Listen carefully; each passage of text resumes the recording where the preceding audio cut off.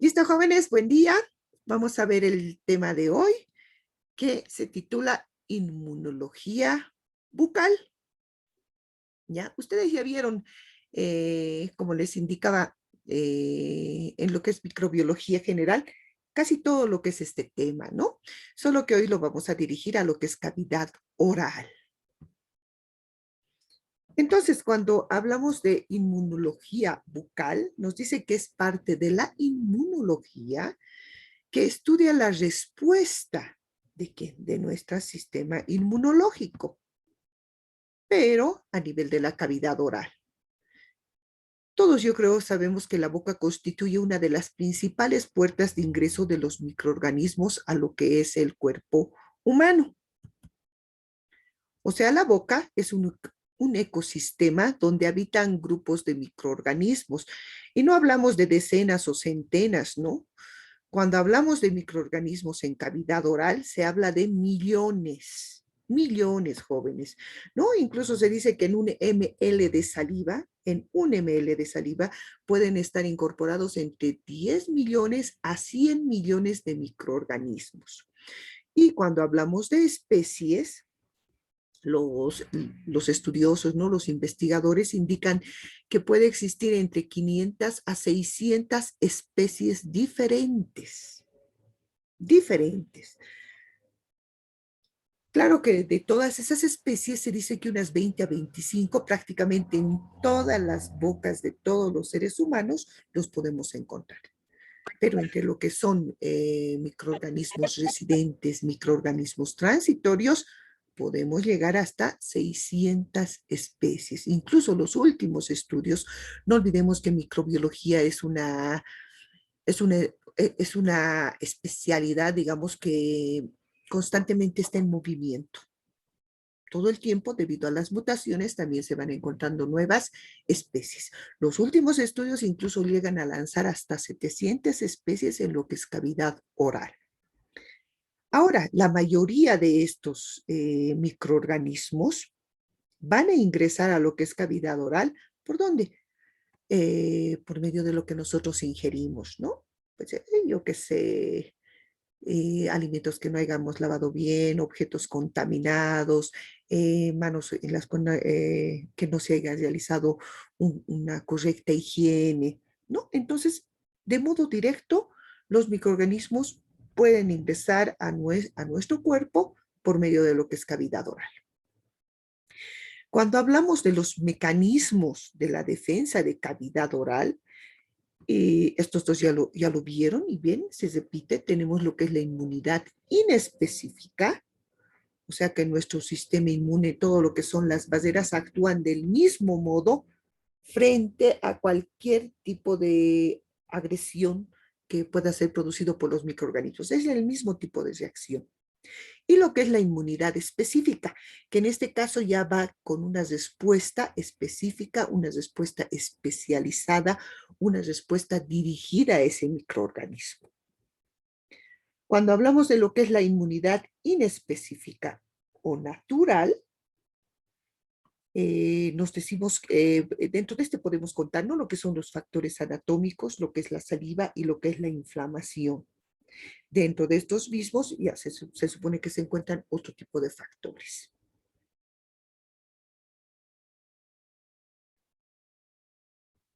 Ahí no había agrandado, jóvenes. Agrandaré ya. Listo, ahora sí mejor. Denme un minutito, están ingresando, listo. Entonces, cuando hablamos de lo que es la inmunidad inespecífica o inmunidad natural, cuando mencionamos lo que son los factores anatómicos y fisiológicos, no podemos olvidar, ¿no?, que lo que es la cavidad oral prácticamente se encuentra rodeada por lo que es una mucosa, ¿no?, lo que es el tejido epitelial mucoso. Cuando hablamos del tejido epitelial mucoso, si ustedes recuerdan un poquito de lo que es histología, este está conformado más que nada por un tipo de mucosa, o sea, las células son de tipo plano, pavimentoso y se encuentran estratificados, ¿no? O sea, que forman, digamos, diferentes capas. Cuando hablamos de cavidad oral, es de tipo no queratinizado y en ciertos lugares podemos encontrar incluso a nivel de labios, por ejemplo, lo que es paraqueratinizado.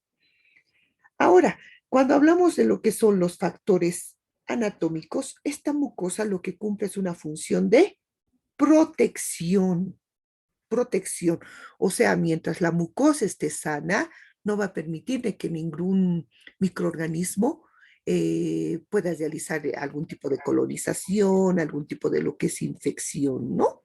Ahora, en caso de que existiera ya una solución de continuidad, una herida, una alteración producida por inflamaciones, ya podríamos generar una vía de ingreso de estos microorganismos, ¿no? Lo mismo, una barrera protectora es que los dientes, todo lo que rodea la superficie del diente o incluso el mismo diente, tiene que encontrarse totalmente sano, ¿no?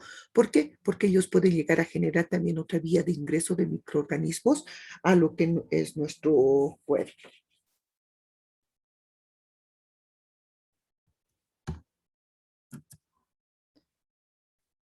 Otro componente de lo que es la inmunidad inespecífica y muy importante es lo que es la saliva.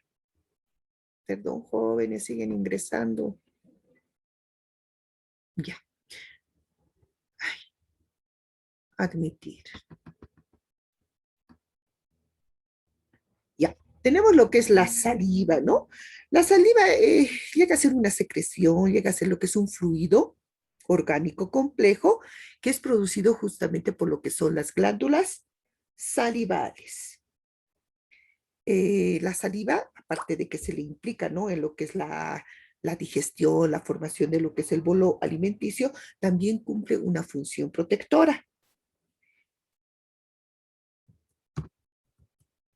Sabemos que la saliva está producida por lo que son las glándulas salivales. Tenemos lo que es la mayor, ¿no? Lo que es la glándula parótida. La glándula parótida está encargada más o menos del 25% de lo que es la secreción de saliva. Eminentemente su secreción llega a ser serosa y generalmente la elimina a nivel de lo que es el segundo molar superior a través de su conducto excretor que se denomina stenón. Tenemos lo que es la glándula submaxilar, ahí lo tienen con lo que es el número 2, ¿no? Que en este caso el tipo de secreción de lo que es la glándula submaxilar es de tipo mixta. Ahí está. Y esta se va a encargar, generalmente va a producir lo que es el 60-65% de lo que, de la saliva, ¿no? Que corresponde a la excreción, digamos, de un día. Y esta lo va a hacer mediante lo que es su conducto que se denomina Wharton. ¿Listo? Posteriormente tenemos ahí con el número 3 la glándula sublingual, ¿no? La glándula sublingual que se encarga más o menos una secreción del 10%, ¿no? Va a secretar en boca más o menos el 10% y lo hace mediante lo que es el conducto de Rivinus o de Bartolino, también se le denomina, ¿no? Generalmente estos van a desembocar cerca de lo que es el frenillo lingual, ¿no? En lo que es el piso de la boca. Ahora existen otros tipos de glándulas que se conocen como glándulas secretorias menores. Dentro de estas están las palatinas, las labiales que son de tipo seroso, tenemos las yugulares, tenemos lo que son las linguales, ¿no? Y estas generalmente se encargan de secretar el restante 5%, ¿no? Para llegar al 100% de lo que es la saliva secretada en cavidad oral. Ahora, igual que todo, se menciona de un ciclo circadiano, ¿no? Que responde a lo que es la secreción de lo que es el flujo salival, que la cual nos indica que durante la noche, o sea, durante el sueño, disminuye, pero no es que se anula. Disminuye la secreción y que generalmente esta aumenta por la tarde. Pero la secreción de lo que es la saliva también está relacionada con lo que es la estimulación salival. Y es por eso, ¿no? Que generalmente tú aumentas la secreción de saliva antes del desayuno, en el almuerzo, en la tarde, e incluso a veces por el simple hecho de sentir algún olor, eres capaz de estimular lo que es la secreción salival. Ahora, Nos dice, la secreción diaria oscila entre 500 a 700 ml, con un volumen medio en la boca de 1,1 ml. ¿Qué nos está diciendo? Que todo el tiempo en cavidad oral va a existir esta cifra, 1,1 ml. O sea, siempre vas a estar secretando ese tipo de cantidad, porque si no ya hablaríamos, ¿no?, de cierto tipo de patologías. Nos dice que su producción está controlada por lo que es el sistema nervioso autónomo, ¿no? Nos dice que si, digamos, se estimula, que se encarga, digamos, de lo que es la estimulación, el sistema simpático, este va a originar volúmenes menores, pero va a ser una secreción de tipo viscosa. En cambio, si el estímulo se va a originar en lo que es el sistema parasimpático, la secreción va a ser de tipo acuosa y abundante, ¿no? Como agüita va a ser. Su producción está controlada por el sistema nervioso autónomo, entonces simpático y parasimpático. En reposo, la secreción oscila entre 0,25 y 0,35 ml, porque les decía, aunque nosotros nos encontremos dormidos, profundamente dormidos, sí va a seguir, o sea, va a seguir existiendo un tipo de secreción, pero va a ser mínima, mínima. El mayor volumen de saliva se produce antes, durante y después de las comidas, alcanzando su pico máximo alrededor del mediodía. Como les digo, cumple un ciclo circadiano también lo que es la salivación, ¿no? Pero mucho va a depender también de otro tipo de estímulos. Ahora, cuando existe una alteración, ¿no?, en la secreción de la cantidad normal de saliva, una alteración que disminuya lo que es la secreción, podemos hablar de lo que es hiposalivación o también conocida como hipocialia. Hipocialia. Ese es sería el denominativo correcto de cuando existe una disminución patológica en lo que es la secreción salival. En cambio, la sensación de que sientes una sequedad en lo que es cavidad oral, a esto se denomina serostomía, la sequedad bucal, ¿ya? Y digamos, cuando existe un aumento, ya mucha saliva también, a eso se denomina cialorrea. Ahora, ¿cuándo tú puedes sentir lo que es esta sensación de boca seca, ¿no? Esta serostomía, ¿no? Cuando se presentan, digamos, infecciones orales a nivel de cavidad oral, pueden ser producidas por hongos, por ejemplo, ¿no? Como el más conocido, Candida albicans, ¿no? Y generalmente en este caso el paciente siente sed, ¿no? Siente la boca seca, pero le da sed, tiene dificultad para formar lo que es el bolo alimenticio, tiene dificultad para tragar, incluso dificultad para hablar, porque la mucosa prácticamente se adhiere a lo que son las piezas dentarias, ¿no? Dificultad para llevar prótesis, ¿no? Si algún paciente tiene lo que es hipocialia o directamente serostomía, tiene también lo que es ese signo, ustedes tienen que tener cuidado en la confección de prótesis totales, ¿no? O incluso tienen que indicar al paciente que antes de colocar la prótesis debe humedecer lo que es la cavidad oral, debe humedecer lo que es la prótesis y recién, ¿no? Porque si no van a tener reclamos jóvenes, ¿no? Aunque la prótesis esté bien confeccionada, no se olviden que la adherencia es como si tú tuvieras una loseta de vidrio, le echas una gotita de agua, pones otra loseta y se adhiere, ¿verdad? Más o menos así es la adherencia de lo que son las prótesis totales. Entonces, en pacientes que tienen hipocialia, existen algunos problemas de adaptación de la prótesis. ¿Listo? Aparte de eso, ¿no? Estos pacientes que presentan hipocialia debido a la disminución en la secreción salival, tienen alteraciones en la percepción del gusto, se pueden formar lo que son fisuras, grietas muy dolorosas para lo que es el paciente, la lengua se presenta seca, incluso en algunos casos hasta de papilada. Y aquí abajo se los coloqué, bueno, los que están en computadora lo pueden leer. Una de las causas de hipocialia permanente, o sea que no va a haber cura, es aquellos pacientes que están sometidos a lo que es radioterapia de cabeza y cuello. ¿Listo? Radioterapia de cabeza y cuello. Claro, no estoy diciendo, ¿no? Si el paciente, digamos, presenta cáncer, necesita la radioterapia, no se le va a hacer. No, no. No, claro que esto depende, ¿no? Eso ya los profesionales indican a cuántos RAD se va a hacer lo que es el tratamiento, ¿no? Pero se dice que existe una destrucción de lo que es el parénquima glandular, o sea, el parénquima de las glándulas salivales a partir de los 4000 RADs. Y como estamos hablando de radioterapia, esta destrucción, por si acaso, es de modo permanente. ¿Listo? También se puede hablar de hipocialia en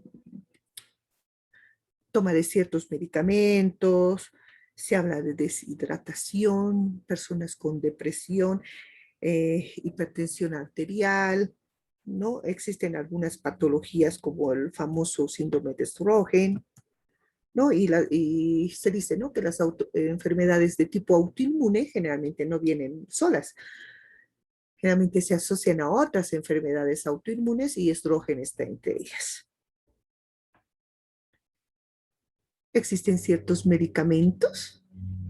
Miren, acá se los puse algunos, más que nada, donde está, alguna vez nosotros utilizamos antihistamínicos, alguna vez utilizamos sedantes, los pacientes, ¿no? Ustedes cuando realizan lo que es la historia clínica van a encontrar pacientes con presión arterial elevada, ya, que ya tienen algún tipo de tratamiento, ¿no? Y cuando hablamos de antihipertensivos, muchos de los medicamentos que ellos toman generan lo que es esta hipocialia. No lo tengo acá la diapositiva porque el tema de hipertensión también lo dio y casi todos generan boca seca, serostomía. Lo mismo en los antiartríticos. Estamos en enfermedades autoinmunes, ¿no? ¿Ve? Un montón. Entonces, por eso también es importante que ustedes realicen lo que es la historia clínica, ¿no? Claro, en cursos superiores les van a enseñar a realizarla, incluso a lo que es guiarla un poco cuando ustedes sospechen de algún tipo de alteración en el paciente. Y por eso dentro de la historia clínica se indica, ¿no? Preguntar al paciente si toma algún tipo de medicación. En algún caso le corresponde, ¿no? Al odontólogo, eh, si ve muchos signos, muchos síntomas que prácticamente le están haciendo difícil la vida, digamos, al paciente, muchas veces el odontólogo está en el deber de solicitar al médico de cabecera si pudiera cambiar la medicación, algún tipo de medicación menos agresiva, ¿no? Que no produzca tanta hiposalivación. O en otro caso, el odontólogo también está en la capacidad de sugerir al paciente con hipocialia tiene que hidratarse, ¿no? O sea, tomar los 8 vasos que se dice. Bueno, también hay que ver la parte renal, pero también existen estos tipos de chicles. Existen chicles que no tienen azúcar, que simplemente son para estimulación de lo que es la secreción salival. Listo, ¿en qué estamos? La secreción salival puede verse aumentada o esta situación se le denomina hipercialia, cialorrea o tialismo, sinónimos jóvenes, y puede ser fisiológica o patológica. En este caso ya estamos hablando de un aumento en lo que es la secreción salival. ¿En qué caso se puede producir lo que es este aumento de la secreción salival? En condiciones fisiológicas, normales.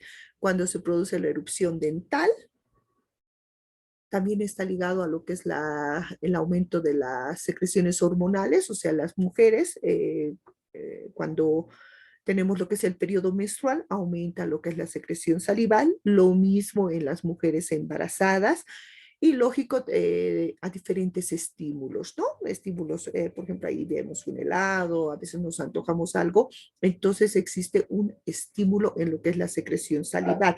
También te indican que está ligado también a lo que son aspectos emocionales, ¿no? Cuando tú te sometes a estrés, se cree que se aumenta lo que es la secreción salival,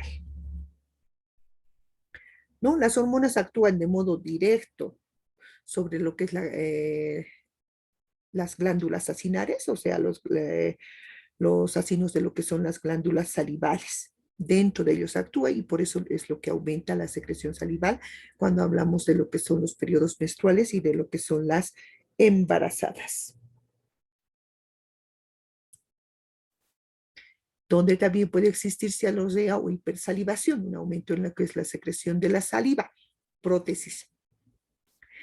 ¿No? Si su paciente, digamos, no tiene hipocialia, es un paciente normal, sano, ¿no?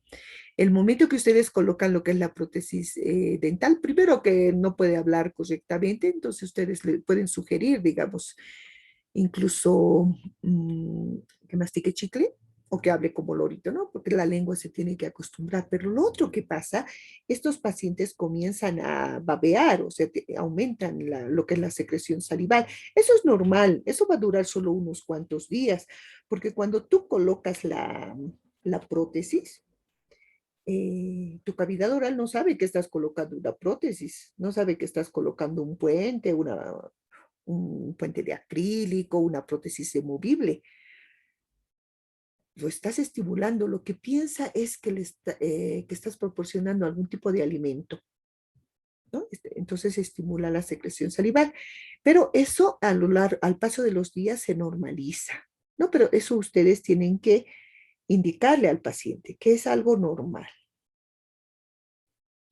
Se puede producir un aumento en lo que es la secreción salival en pacientes que presentan epilepsias, pacientes con alteraciones neurológicas, el dolor es algo que aumenta lo que es la secreción salival, infecciones ya lo mencionamos, y también se pueden producir ciertos tipos de intoxicaciones, ¿no? Intoxicaciones al plomo es la que generalmente más se menciona en este tipo de pacientes, ¿no? También se menciona pacientes que consumen ciertos compuestos como la cocaína, se habla también de personas que trabajan con cloroformo, personas que trabajan con éter, personas que están expuestas a lo que es compuestos yodados, también se menciona a personas que están expuestas a lo que es el mercurio, que en ellos puede existir lo que es un aumento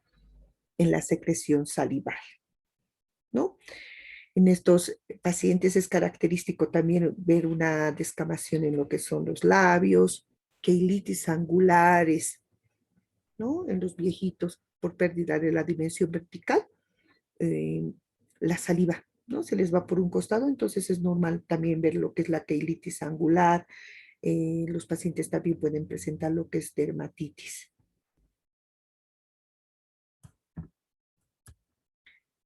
¿Cuál es la composición de lo que es la saliva? Lógico, ¿no? El 99% de la saliva es agua, ¿no? Y el 1% está constituido por moléculas orgánicas e inorgánicas.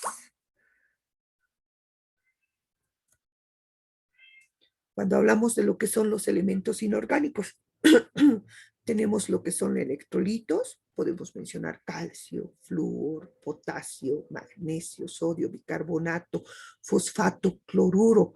La mayoría de estos van a participar en lo que es la demineralización de lo que es la pieza dentaria,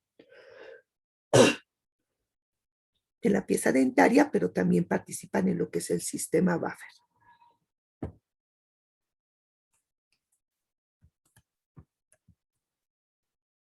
Cuando hablamos de los elementos orgánicos, cuando hablamos de las proteínas, existen muchas más, chicos, ¿ya? Pero esta es la más importante, lo que es la mucina. La mucina es una glicoproteína, lo que proporciona lo que es la saliva, y ahí lo coloqué, es justamente la viscosidad y la densidad, ¿no? La mucina va a proporcionar la viscosidad y la densidad necesaria. ¿Para qué? Para que la saliva cumpla las funciones adecuadas de lo que es lubricación. Aparte, lo que es la mucina puede influir a nivel de lo que es la flora bacteriana en lo que es la boca, ¿no? Entonces, lo que nos está diciendo es que la mucina, eh, al dar esa viscosidad, forma sobre lo que es la microbiota. En este caso estamos hablando de la microbiota normal, de la microbiota que se encuentra en nuestra cavidad oral. Entonces forma como una pseudocápsula, la rodea. Eso nos está diciendo, ¿no? Y la protege. ¿De qué? De lo que es la fagocitosis, ¿no? La protege. Entonces viene lo que se, yo que sé, mi microorganismo patógeno, uno externo de fuera, quiere invadir y no puede.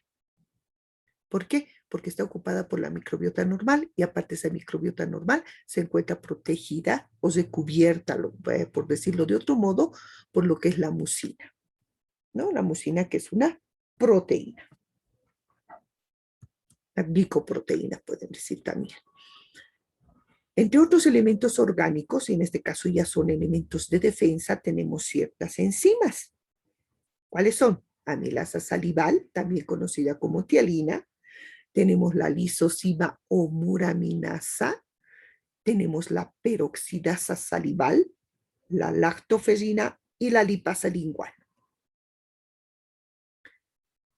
Tenemos lo que es la lisozima. Y hace un momento veíamos que su otro nombre era muramidasa. ¿De dónde viene mura? De muro. De muro, chicos, ese es su chanchullo, lisozima o muramidasa, ¿no? O sea, lo que hace es rompe la pared bacteriana, muro, pared, ¿ya? Rompe lo que es la pared bacteriana y de este modo puede destruir lo que son cierto tipo de bacterias, ¿no? Inhibe entonces, de hecho, la multiplicación bacteriana, ¿no? ¿Por qué? Porque la lisozima puede actúa a nivel de lo que son las células madre, o sea, las bacterias mamás, por decirlo de algún modo, pero también actúa en las bacterias hijas. En cambio, no es como las penicilinas, que las penicilinas actúan sobre la pared bacteriana que se está formando. En cambio, esta lisozima o muramidasa actúa a nivel de dos, de madre y de hijas.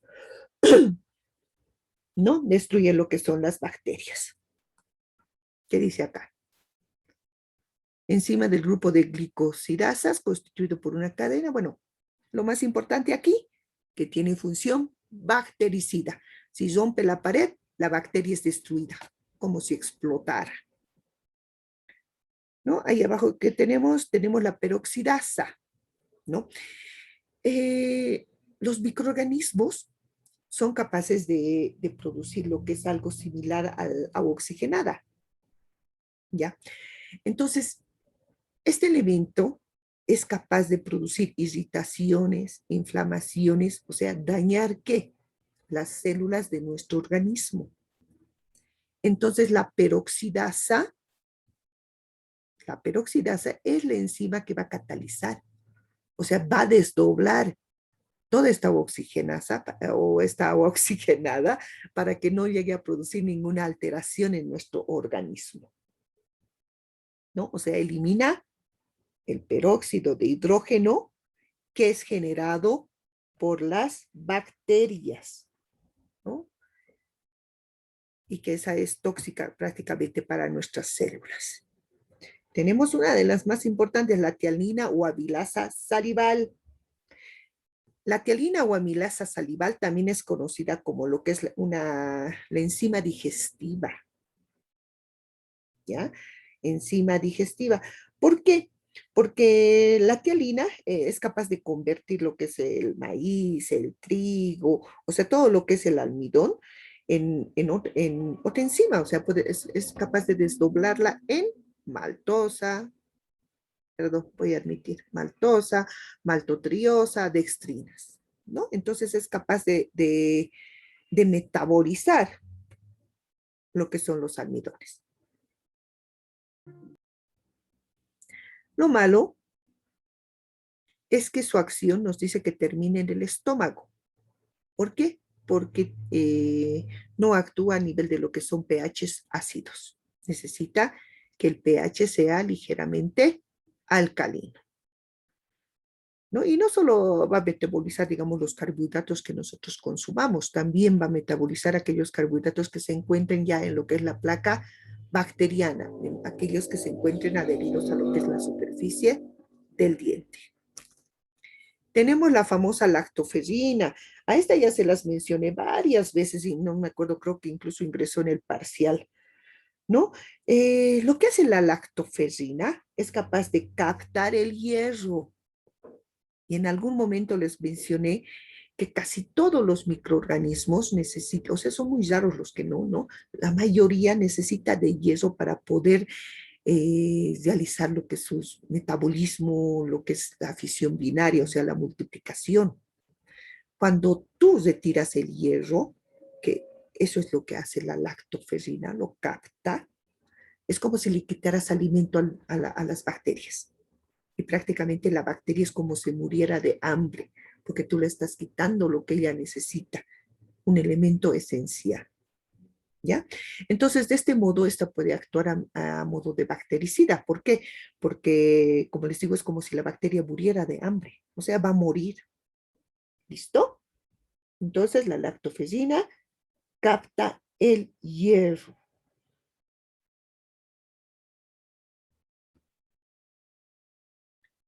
Ahora, existe algo que se denomina capacidad tampón. También lo han debido escuchar como el sistema buffer. Ya. ¿En qué consiste la capacidad tampón? Habíamos mencionado un montón a un inicio del tema de electrolitos, ¿no? Y entre ellos se encontraban lo que eran los bicarbonatos, los fosfatos, ¿verdad? Entonces, estos son los que actúan generalmente en lo que es la capacidad tampón. ¿Y cuál es su función? Neutralizar el pH. El pH normal de la saliva, jóvenes, es casi neutro, ¿no? Y eso no se olviden, 6,5 a 7,5. Algunos autores difieren un poquito, pero el pH es neutro y se tiene que mantener neutro. No importa lo que nosotros consumamos, yo que sé, limones, cerveza, vino, elementos que acidifiquen lo que es nuestra saliva, la capacidad tampón tiene la capacidad de retornarla a lo que es la normalidad, pH neutro. Y esto va a ser gracias a lo que es el bicarbonato y lo que es el fosfato, que ahí lo tienen ustedes en pantalla, ¿no? Claro, esto lo hace mediante ciertos procedimientos químicos, ¿no? Por ejemplo, acá lo convierte en hidrógeno, lo puede convertir en anhídrido carbónico, o puede convertirlo directamente en agua y en anhídrido carbónico. El agua directamente va a ir a formar parte de nuestra saliva y el anhídrido va a ser eliminado por lo que es respiración, ¿no? Y ese es el modo en que puede neutralizar lo que es la saliva. Lo que ustedes necesitan saber en esta parte es simplemente que mediante la participación de lo que es el bicarbonato y lo que es el fosfato, se puede neutralizar lo que es el pH salival. ¿Listo? Eso es lo que en esta parte ustedes se tienen que acordar.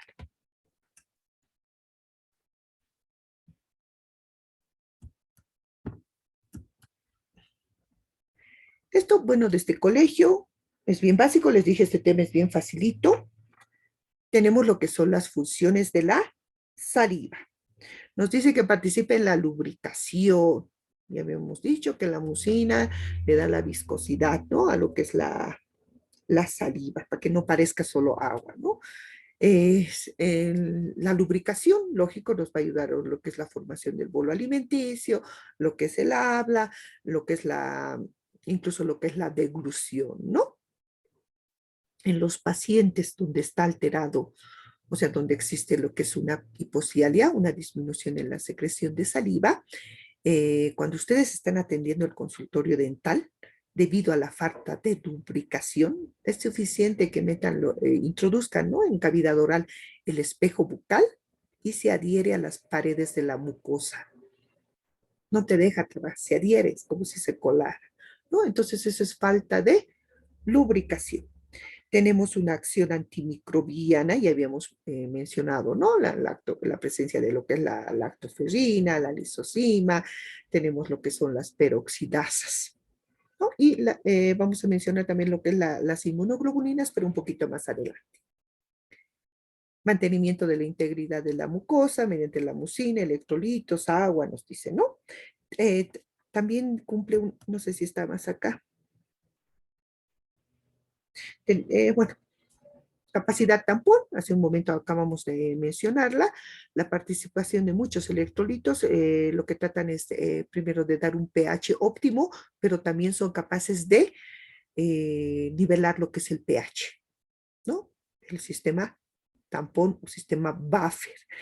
Ahora, también creo que no está acá mencionando, estos elementos, calcio, sodio, flúor, magnesio, potasio, participan en lo que es la demineralización de la pieza dentaria. Yo qué sé, digamos que anoche yo me he comido mis naranjas, mis mandarinas y he acidificado mi pH y no me he lavado los dientes, ¿no?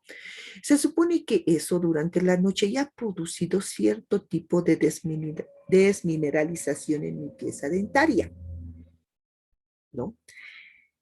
Momento que yo lavo, o sea, mi sistema buffer trata, ¿no? Trata de volver el pH a neutro, ¿no?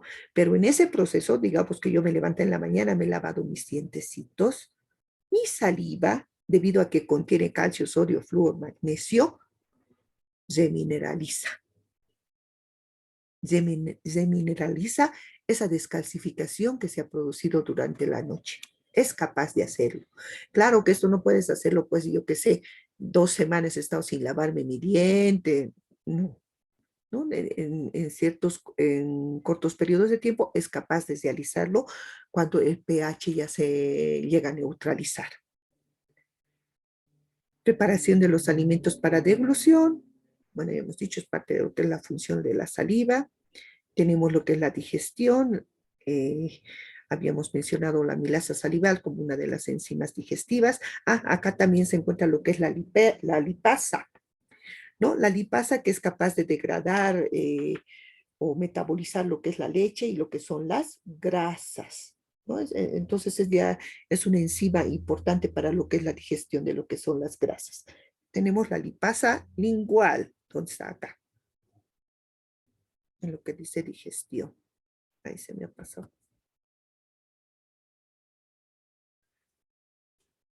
Listo. En lo que es sabor, en lo que es el sentido de lo que es el gusto, eh, la, hemos mencionado un montón de electrolitos, ¿no ve? Entonces, la saliva se dice que es un solvente de iones, ¿no? Dentro de la saliva también se encuentra una proteína que se denomina gustina, ¿ya? Gustina. Entonces, esta gustina, ¿qué es lo que nos dice que hace?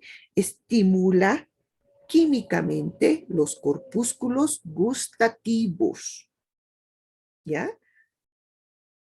Acá está, gustina. ¿Listo? Estimula lo que son los corpúsculos gustativos, ¿no? Solvente de iones también se lo conoce. Y fonación hemos dicho, ayuda a lo que es la fonación, disminuye, ¿no? Lo que es la fricción entre la lengua y todos los tejidos mucosos, incluso la superficie dental, y facilita lo que es la fonación. ¿Qué más tenemos? Bueno, dentro de lo que es inmunidad inespecífica también se menciona lo que es la inflamación, y ustedes ya lo vieron este tema con el doctor Benzi, ¿no? Con sus signos cardinales: calor, rubor, tubefacción, dolor, pérdida de función, la participación de lo que son macrófagos, neutrófilos, también lo que es la quimiotaxis, dentro de eso también ingresa lo que es la fagocitosis, ¿no? En este caso ya nos menciona en caso de que exista alguna agresión a lo que es la cavidad oral, que puede ser por los mismos microorganismos o por cierto tipo de, yo qué sé, cierto tipo de ulceraciones, cierto tipo de heridas que se formen por accidentes, ¿no?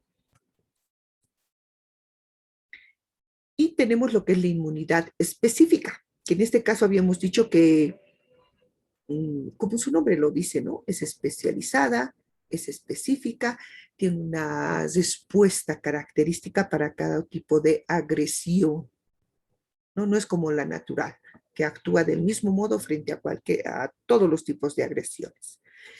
La principal, esta creo que era pregunta de examen, ¿no? La principal inmunoglobulina que se encuentra en saliva es la IgA, inmunoglobulina A.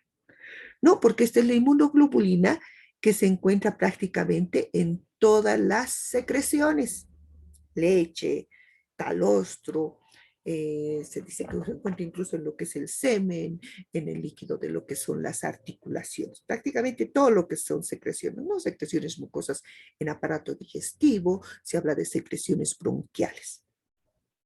La IgA, inmunoglobulina A, es la que principalmente se encuentra en lo que es saliva. Ahora, eso no quiere decir que va a ser la única, ¿no? No quiere decir que va a ser la única.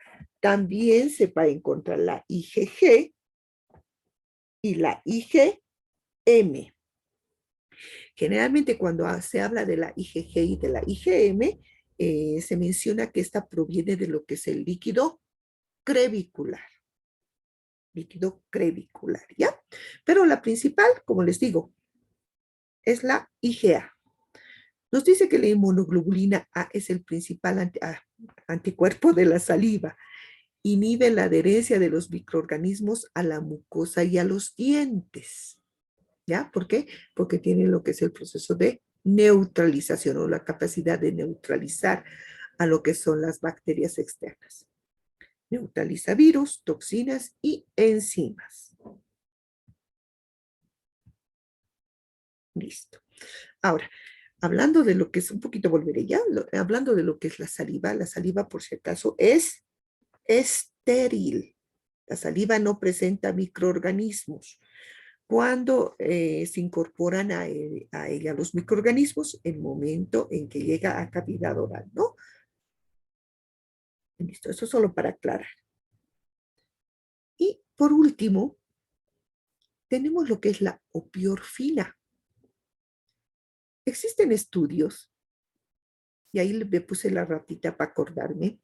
Los primeros estudios donde se ha detectado la opiorfina ha sido realizada justamente en ratitas, en la saliva de las ratas y posteriormente en la saliva de lo que son las reses, o sea, las vaquitas, ¿no? ¿Y qué han encontrado? Han encontrado este elemento ya en el año 2006, la opiorfina, ¿no? Que se cree que es un elemento que es 6 veces más potente que lo que es la morfina. 6 veces más potente que la morfina para calmar el dolor. Esta opiorfina, posteriormente a los estudios realizados en estos animalitos, también lo tiene nuestra saliva, ¿no? Y se está realizando estudios, no he visto sinceramente avances, hace 4 años ya estábamos con esto, se está realizando estudios de poder utilizar lo que es la opiorfina en vez de la morfina, ¿no? Potentísimo. A los pobres ratoncitos les han inyectado, ¿no? Ya la opiorfina elaborada y les han hecho caminar por superficies calientes, incluso por superficies con clavos. Es capaz de eliminar ese dolor agudo, intenso. O sea, ellos seguían caminando como si no estuvieran sobre una superficie quemante, ¿no? Y eso es lo último que se está estudiando. Esto ya en Francia. ¿Listo? Bueno, creo que eso es todo. Sí, eso es todo, jóvenes. Bien fácil su tema. Voy a dejar de grabar, por favor. Listo. Hola, ¿siguen ahí? Sí, doctora, estamos acá. Doctora, ¿No están en los concursos? Ya.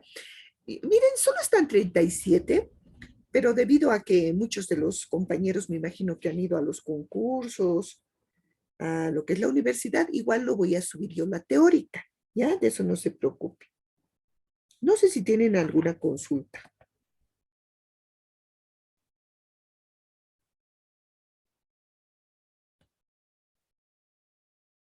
¿Aló?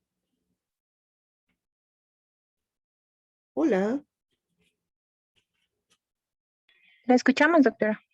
No sé si tienen alguna consulta, les decía. ¿Dónde está mi cámara? Aquí está.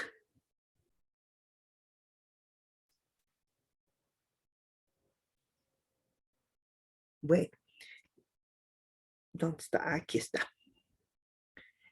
Bueno, jóvenes, parece que no hay ninguna consulta. Lo siento, Dayana acaba de concluir la teórica, recién está ingresando. Si no hay ninguna consulta, jóvenes, lo voy a subir la teórica al Classroom y bueno, los espero en prácticas o al siguiente viernes. Gracias, doctora. Listo, jóvenes. Feliz fin de semana. Chao, chao.